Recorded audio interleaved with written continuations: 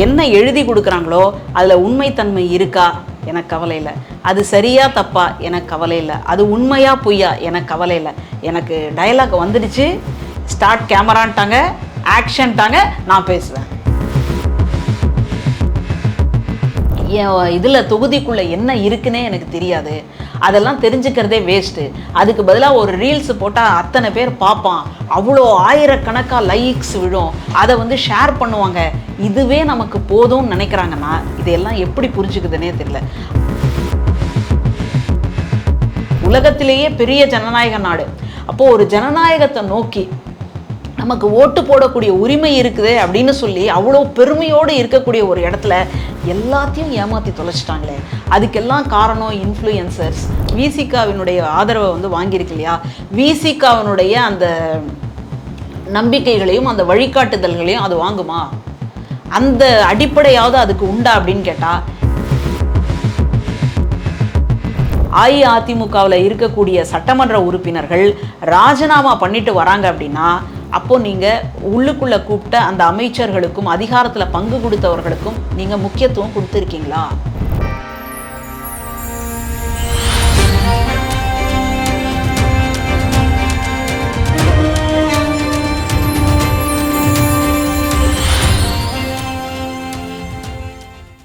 நேயர்களுக்கு வணக்கம். இன்றைய நேர்காணலில் நம்மோடு இணைந்திருக்கிறார் பேராசிரியர் மற்றும் எழுத்தாளர் திருமதி மஞ்சுளா அவர்கள். வணக்கம். வணக்கம். முக்கியமாக தமிழ்நாட்டு பாடத்திட்டம், இந்த கல்வியாண்டில் கிட்டத்தட்ட அரசாங்க பள்ளியில் பயின்ற மாணவர்கள் எல்லாருமே 100க்கு 100 பாஸ் அப்படின்ற அடிப்படையில் வந்திருக்காங்க. அது திமுக முன்னெடுத்த அந்த முயற்சி, அது வெற்றி பெற்றிருக்கு. அதை இவங்க தங்களோட வெற்றியாக பார்க்குறாங்க. ஏற்கனவே விஜய் அவர்கள் பள்ளி கல்வி திட்டம் சரியே இல்லைன்னு குற்றம் சாட்டியிருந்தார் தேர்தல் பிரச்சாரத்தில்.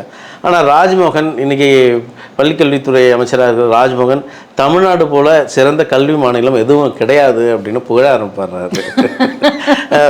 பிறகு இந்த சட்டம் ஒழுங்கு, தமிழ்நாடு எக்கனாமிக் பற்றி பேசுகிறாங்க. பொருளாதாரத்தில் தமிழ்நாடு தலையோங்கி இருக்குது, அதை யாராலும் அந்த இடத்துல வர முடியாது. இந்தியாவிலேயே எல்லா மாநிலத்தை விட நம்ம மாநிலம் தான் தலையோங்கி இருக்குன்றாங்க. ஆனால் கடந்த காலத்தில் விஜய் வெளிச்சம் பிரச்சாரம் வந்து தமிழ்நாடு அதில் பாலாதில் போகுது, ஸ்டாலினங்கள் உங்கள் குடும்பத்துக்கே சொத்து சேர்த்தா எப்படி மக்களை பாருங்கன்றாங்க. இது மாதிரி பிறல் பேச்சுக்கள் மாறி மாறி இருக்குது. இது எப்படி பார்க்குது மக்கள் இதை கண்டு தான் இங்கே மாற்றம் வேணும்னு விஜய்க்கு வாக்களித்தாங்க. ஆனால் அந்த எதை குற்றச்சாட்டு வச்சாங்களோ அதெல்லாம் இன்றைக்கி வந்து சீராக இருக்குது அப்படின்றாங்க. உங்கள் கேள்வியே முதல்ல தப்பு. நான் ஏற்கனவே சொல்லிட்டேன், அவர்கிட்ட போய் கேள்வி கேட்காதீங்க. ஏன்னா அவருக்கு என்ன எழுதி கொடுக்குறாங்களோ அதைத்தான் நல்ல உணர்ச்சி பொங்க வீர ஆவேசமாக கைகளை ஆட்டி தூக்கி அவர் வீட்டிலலாம் எவ்வளோ நேரம் ப்ராக்டிஸ் பண்ணாருன்னு தெரியல, ரொம்ப அழகாக வந்து டெலிவரி பண்ணார் மேடையில். நீங்கள் மறுபடியும் அன்னைக்கு இப்படி பேசுனீங்க, அப்போ அது வேற வாய், இது நார வாயின்னு தான் சொல்லணும். அப்போது அதனால் அவருக்கு என்ன எழுதி கொடுத்துருக்காங்களோ அதான், அதில் என்ன இருக்குது ஏது இருக்குது. இந்த நண்பன் படம்னு நினைக்கிறேன், ஒருத்தன் வந்துட்டு இந்த ஃப்ரெண்ட்ஸுக்குள்ளே இருக்கக்கூடிய ஒருத்தன் நல்லா அவனுக்கு வந்து எதையோ தப்பாக எழுதி கொடுத்துருவாங்க. அதாவது கண்ணா பின்னான பெண்களை பற்றியெல்லாம் வந்துட்டு சொல்கிற மாதிரி. அதை வந்துட்டு அவனுக்கு அந்த அர்த்தமே புரியாமல் மனப்பாடம் பண்ணிட்டு படிக்கக்கூடிய மாணவர்கள் இருக்காங்க இல்லையா, அவங்கள தோலுறுத்தி காட்டுவதான ஒரு காட்சி. அதில் அவன் என்ன பண்ணுவான்னா, அதில் இருக்கிறத அப்படியே ரொம்ப அழகாக வந்துட்டு அவன் படித்து இது பண்ணுவான். அப்போ எல்லாருமே வந்து சிரிச்சுக்கிட்டு இருப்பாங்க.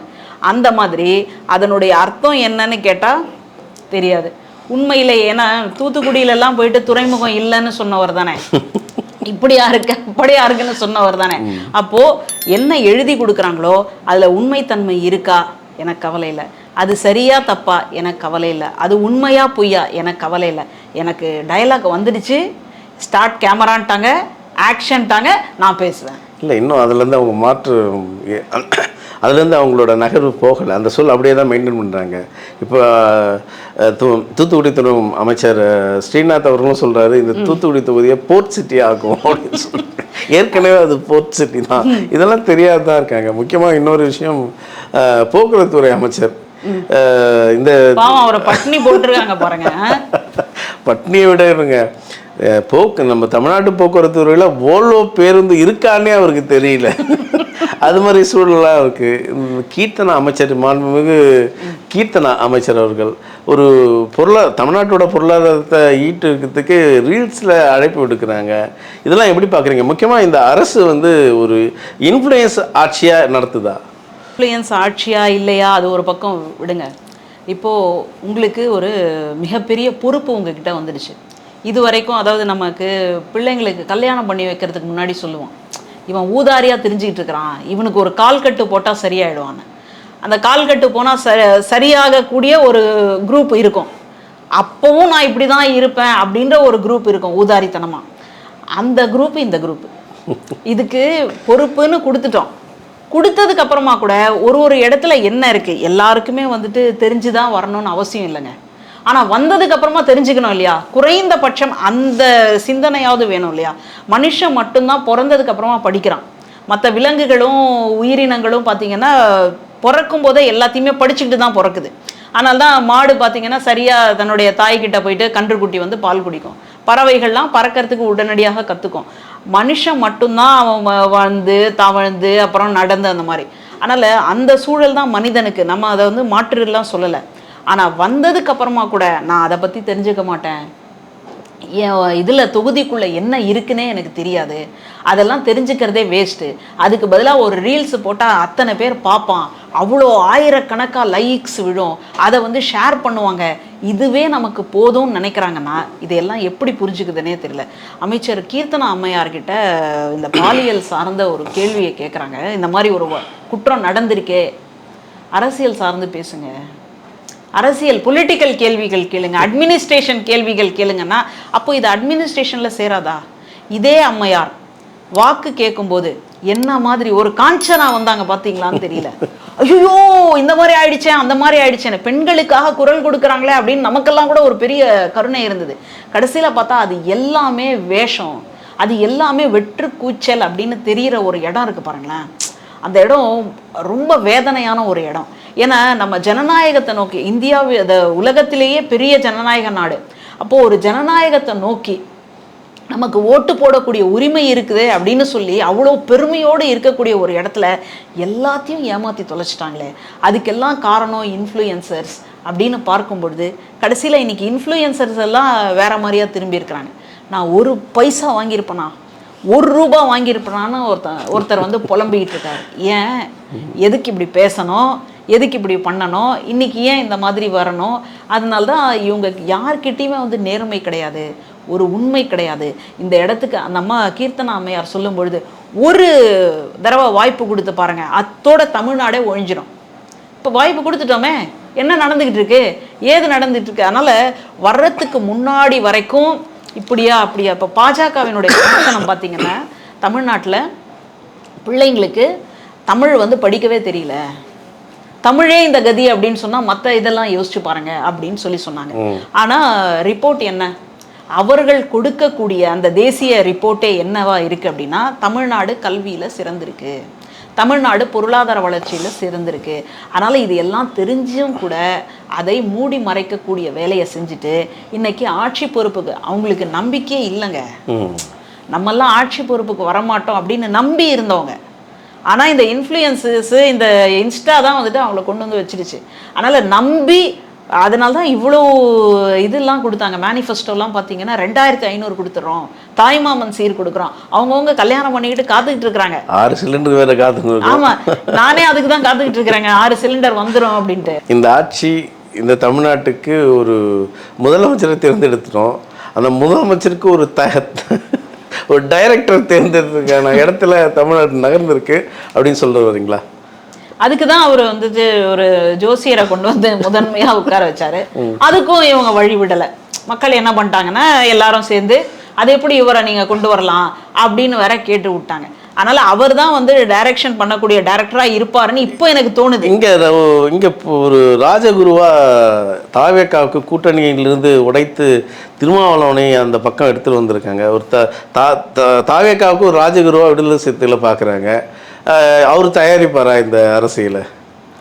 இது எப்படி சொல்கிறதுன்னு எனக்கு தெரியலங்க. நம்ம ஒரு மதச்சார்பற்ற அதே நேரத்தில் வந்துட்டு சமூக நீதியை சொல்லக்கூடிய ஒரு கட்சியினுடைய கூட்டணிக்குள்ளே எல்லாரும் இருந்தாங்க. ஒரு ஆட்சியில் பங்கு, அதிகாரத்தில் பங்கு அப்படின்னு ஒரு வலை வீசின உடனே அது விக்கிரவாண்டியில் நடந்த மாநாட்டின் போதே வீசிய வலையில் யாருமே சிக்கலை.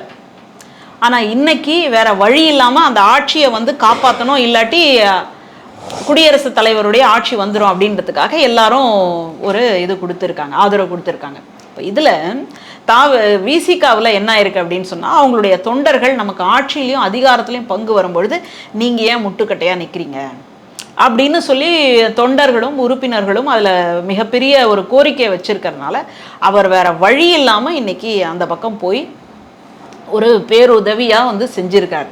ஆனால் இதையாவது அந்த கட்சியால் புரிந்து கொள்ள முடியுமா?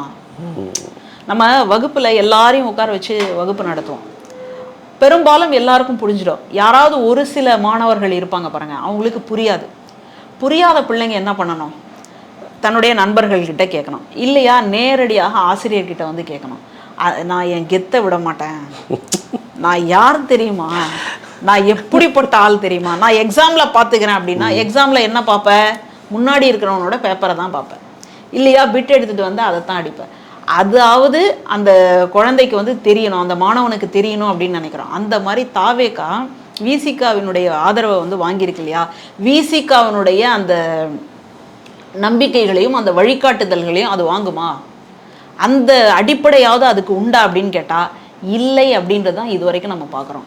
அதனால் இவங்க வந்துட்டு இதுவரைக்கும் ஒரு ஒடுக்கப்பட்ட சமூகத்தை சார்ந்த ஒரு மக்களுக்கு ஆட்சியிலையும் அதிகாரத்துலையும் பங்கு கிடைச்சிருக்கு அப்படின்றதுல தமிழ்நாட்டுக்கு ஒரு மிகப்பெரிய மகிழ்ச்சி, மற்ற கட்சிகளுக்கும் ஒரு பெரிய மகிழ்ச்சி. இதுக்கப்புறமா தமிழ்நாட்டினுடைய அரசியல் ஆட்சியிலையும் அதிகாரத்துலையும் பங்கு கொடுத்து தான் வரும் அப்படின்ற மாதிரியான ஒரு நிலைப்பாட்டில் இருக்கிறோம். இந்த 5 வருஷத்துக்கு அப்புறமா இல்லை, இங்கே நடக்கக்கூடிய கலவரத்துக்கு அப்புறமா தான் இதுக்கு என்ன முடிவு அப்படின்றது தெரிய வரும். ஆனால் இது வரைக்கும் இப்படியான ஒரு ஆட்சியில் பங்கு, அதிகாரத்தில் பங்கு தான் வரப்போகுது அப்படின்னு நம்ம நினச்சிட்டு இருக்கிறோம். ஆனால் அங்கே இருக்கக்கூடிய அவர்களையாவது கௌரவப்படுத்தக்கூடிய தன்மை தாவேகாவுக்கு உண்டா? அப்படி இருந்திருந்தால் அஇஅதிமுகவிலேருந்து நீங்கள் கூப்பிட்டுருப்பீங்களா? எவ்வளோ மோசமான போக்கு. இத்தனைக்கும் காங்கிரஸ்லேயும் அவங்க தப்பிச்சோம் பொழைச்சோன்ற மாதிரி ஓடினாங்க. குறைந்தபட்சம் எந்த கூட்டணியில் இருக்கிறோமோ அந்த கூட்டணிக்கு ஒரு நன்றி விசுவாசம் இல்லாமல் ஓடினாங்க. அது ஒரு பக்கம் போயிட்டு என்ன நினச்சி போனாங்க, அஇஅதிமுகலேருந்து கூப்பிட மாட்டாங்க. தாவேகாவும் இது விசிகாவும் பொதுவுடைமை கட்சிகளும் என்ன சொல்லிச்சு, அதிமுகவிலேருந்து யாரும் வரக்கூடாது. அப்படி இருந்தும் கூட அஇஅதிமுகவில் இருக்கக்கூடிய சட்டமன்ற உறுப்பினர்கள் ராஜினாமா பண்ணிட்டு வராங்க அப்படின்னா அப்போது நீங்கள் உள்ளுக்குள்ளே கூப்பிட்ட அந்த அமைச்சர்களுக்கும் அதிகாரத்தில் பங்கு கொடுத்தவர்களுக்கும் நீங்கள் முக்கியத்துவம் கொடுத்துருக்கீங்களா? போச்சே, அதுவே இல்லை அப்படின்றது தெரிஞ்சு போச்சு. இதுக்கப்புறம் அவரை வந்து ராஜகுருவாக ஏற்றுப்பார் அப்படின்ற ஒரு நம்பிக்கையெல்லாம் எனக்கு இல்லை. அதனால் எப்படியாவது இந்த ஆட்சியை தக்க வைக்க வேண்டும். மதுரை கிழக்கில் விஜய், மதுரை மேற்கில் விஜய், தமிழ்நாட்டில் விஜய், சென்னையில் விஜய் அப்படின்னு சொல்கிறார் இல்லையா, இதை சொல்கிறதுக்காகத்தான் அவர் இருக்காரே தவிர உண்மையிலேயே இந்த ஆட்சியை சிறப்பாக நடத்த வேண்டும், உண்மையிலேயே இந்த ஆட்சியின் மூலமாக மக்களுக்கு நன்மை செய்ய வேண்டும், உண்மையிலேயே தன்னுடைய தொண்டர்களையும் உறுப்பினர்களையும் அரசியல்படுத்த வேண்டும் அப்படின்னு நினச்சிருக்காரான்னு கேட்டால் இல்லை. பதவி எடுத்த அன்னைக்கு சொன்னார், நம்ம ஆட்சிக்கு வந்துட்டோம், இனிமேல் என்ன வேணாலும் பண்ணலாம் அப்படின்னு யாராவது நினச்சிருந்தீங்கன்னா மனசுல இருந்து அழிச்சிடுங்கன்னாரு. மக்கள் அழிச்சிட்டாங்களா? அது அவங்களுடைய உறுப்பினர்கள் அழிச்சிட்டாங்களான்னா நிர்வாகியே போயிட்டு 1 லட்சம் வேணும் அப்படின்னு கேட்குறான். அடுத்ததாக இப்போ சமீபமாக கிளம்பி வந்துக்கிட்டே இருக்குது ஒன்றொன்னா ஊழலற்ற ஒரு இது, நாங்கள் தான் தூய சக்தின்னு வாயில் பேசலாம். நாங்கள் வந்து வாயில் வடை சுடுறவங்க கிடையாது, வடை சுடுறவங்களை எல்லாரையும் நம்ம பார்த்துட்டோம். அந்த வடையெல்லாம் முடிஞ்சு போச்சு, இப்போ புது வடை கிளம்பி வந்திருக்கு. அதனால் நாங்கள் அப்படியாக்கும் இப்படியாக்கும்னு சொல்லிட்டு கடைசியில் இன்றைக்கி எப்படியாக்குமே இல்லாமல் இந்த மாதிரியான ஒரு சூழலில் வந்து விட்டுட்டு போயிருக்காங்க. இப்போ சமீபமாக ஒரு ஆட்டோவில் ஏறினேன். அந்த ஓட்டுநர் சொல்கிறாரு, முதல்வர் பார்த்தீங்களா எப்படி அமைதியாக வந்துட்டு அமைதியாக போகிறாரு. நான் கேட்டேன், இதுக்கு முன்னாடி இருந்த முதலமைச்சர்லாம் ரோட்டில் வரும்பொழுது டமன்னு மோளம் அடிச்சுட்டு வந்தாங்களா என்னன்னு கேட்டேன். என்ன நீங்கள் எப்படி பேசுகிறீங்க, நீங்கள் பார்க்கலையா அதை?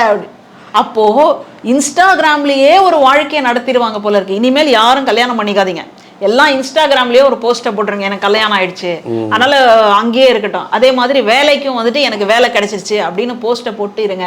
தட்டுல உங்களுக்கு சாப்பாடு வருமானதை மட்டும் யோசிங்க. அதனால இப்படி வந்து ஒரு மழுங்கடிக்கக்கூடிய ஒரு வேலையை ஒரு முதல்வரும் அந்த கட்சியும் அதில் இருக்கக்கூடியவங்களும் செய்வாங்க அப்படின்றத நான் ஒரு நாளும் நினைத்து பார்க்கவில்லை. இப்படி ஒரு இடத்துக்கு தமிழ்நாடு வரணும்னு நினைக்கல. இதைத்தான் மாற்றம்னு சொல்றாங்கன்னா இதை மாற்றம்னு சொல்றதுக்கெல்லாம் எனக்கு மனசே இல்லைங்க. ஒரு கடைசி கேள்வி, இன்றைய அரசியல் அதாவது ஜென்சி கிட்ஸ் கிட்ட தான் இருக்குது. அவங்க தான் இந்த அரசியலை தீர்மானிக்கிறாங்க, அந்த இடத்துக்கு நகர்ந்துருக்காங்க. அதை வெற்றி தான் இன்னைக்கு தாவேகா சுவைத்திருக்கு. அதே போல் மற்ற கட்சிகளும் அதை பின்பற்றணும்னு வராங்க. நேற்று திமுக தலைமையில் ஜென்சி கிட்ஸ் கூட்டம் நடந்திருக்கு. இந்த பக்கம் போராட்டம் நடத்துகிறாங்க, இளைஞர்களுக்கு வழிவிடுங்க அதிமுகவில் அப்படின்னு ஒரு சூசைடும் நடந்திருக்கு, எங்களுக்கு இளைஞருக்கு வழிவிடுங்கன்னு. இதெல்லாம் எப்படி பார்க்குறீங்க? பொதுவாக ஒரு பானிபூரி கடை வைக்கிறாங்கன்னு வச்சுக்கோங்க. அந்த கடையில் வந்து நல்லா வருமானம் ஆகுது அப்படின்னா உடனடியாக அதுக்கு பக்கத்தில் இன்னொருத்தர் வருவார். அந்த மாதிரி இன்னொருத்தர் ஒரு துணி கடையை வச்சாங்கன்னாலும் அதே தான். அதே மாதிரி நீங்கள் ஒரு ஆன்லைனில் பிஸ்னஸை தொடங்குனீங்கன்னா அது நல்லபடியாக போச்சுன்னா உடனே மற்றவங்களும் அந்த மாதிரி இங்கே வந்து ஜென்சி கிட்ஸ்னால் தான் இது வந்தது அப்படின்னு சொல்கிறாங்கன்னா இளைஞர்களுக்கு நான் எதிரானவள் கிடையாது. ஆனால் இளைஞர்கள் அரசியல் மயப்படுத்தினாங்களா, அது ஒரு கேள்வி இருக்கு இல்லையா? இப்போ இன்னைக்கு அமைச்சரவைக்குள்ள அல்லது சட்டமன்றத்துக்குள்ள ஒடுக்கப்பட்ட சமூகத்தை சார்ந்த நபர்களுக்கு இடம் கொடுத்துருக்குறாங்க, கிட்டத்தட்ட 7-8ன்னு நினைக்கிறேன். அப்போது இதை வச்சுட்டு இந்த அரசு வந்துட்டு சமூக நீதிக்கான அரசு, இதை வந்து நம்ம எடுத்து கொண்டாடலாமா அப்படின்னு கேட்டால் முடியாது. அப்போ எதை வச்சு எது அளவுகோல் அப்படின்னா அந்த அமைச்சர்கள், அங்கே இருக்கக்கூடிய சட்டமன்ற உறுப்பினர்கள், அவர்கள் எந்த இடத்துலேருந்து வராங்களோ அந்த இடத்துக்கு நீதி செய்கிறாங்களா, அந்த இடத்தினுடைய குரலாக அந்த சட்டமன்றத்துக்குள்ளே ஒலிக்கிறாங்களா அப்படின்றது ரொம்ப முக்கியமான ஒரு கேள்வி. அதை செய்தால்தான் அதை வந்து நம்ம புரிஞ்சுக்க முடியும். இப்போ ஒன்றும் வேணாம், உதாரணத்துக்கு அப்துல் கலாம் ஐயாவை வந்துட்டு ஜனாதிபதியாக கொண்டு வந்த அப்போ தான், இல்லை அதுக்கு முன்னாடின்னு நினைக்கிறேன், அந்த நேரத்தில் தான் சிறுபான்மையினருக்கு எதிரான மிகப்பெரிய வன்முறை நடந்தது. அப்போது அந்த வன்முறையை மூடி மறைக்கிறதுக்காக சிறுபான்மையினரை நாங்கள் முதல் குடிமகனாக மாற்றிருக்கிறோம் பார்த்தீங்களா அப்படின்றத கொண்டு வராங்க. இன்னைக்கு குடியரசுத் தலைவர் யார்? பழங்குடி இனத்தை சார்ந்த ஒரு பெண்மணி. மணிப்பூரில் என்ன நடக்குது? பழங்குடி இனத்தவர்களுக்கு எதிரான ஒரு பெரிய வன்முறை இன்னைக்கு வரைக்கும் நடந்துக்கிட்டே இருக்குது. கிட்டத்தட்ட 2 வருஷம் ஆயிடுச்சா 3 வருஷம் ஆயிடுச்சான்னு தெரியல, இன்னைக்கு வரைக்கும் நடந்துக்கிட்டே இருக்குது. அப்போ இவங்க என்ன பண்ணுறாங்க? அதை மூடி மறைக்கிறதுக்காக நாங்கள் பழங்குடியின ஒரு பெண்மணியை வந்துட்டு, அதுலேயும் ஒரு பெண்மணியை நாங்கள் ஜனாதிபதியாக கொண்டு வந்திருக்கிறோம் இல்லையா அப்படின்னு சொல்கிறாங்க. அந்த மாதிரி இங்கே ஒடுக்கப்பட்ட சமூகத்தை சார்ந்தவர்களுக்கு நாங்கள் ஆட்சியில் பங்கு, அதிகாரத்தில் பங்கு கொடுத்துருக்குறோம் அப்படின்னு சொல்லிட்டு அந்த மக்களை இவங்க வந்து பின்னுக்கு தள்ளுவாங்களா, இல்லை ஒட்டுமொத்தமாக தமிழ்நாட்டையே பின்னுக்கு கொண்டு வந்து சேர்த்துருவாங்களா அப்படின்றது தெரியல.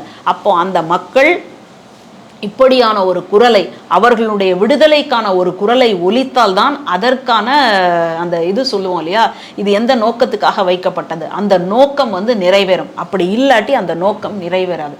இப்படித்தான் நான் இதை வந்து பார்க்குறேன். பார்ப்போம். தமிழ்நாடு அரசியலை தொடர்ந்து பேசுவோம். உங்கள் நேரத்துங்கிறதுக்கு மிக்க நன்றி.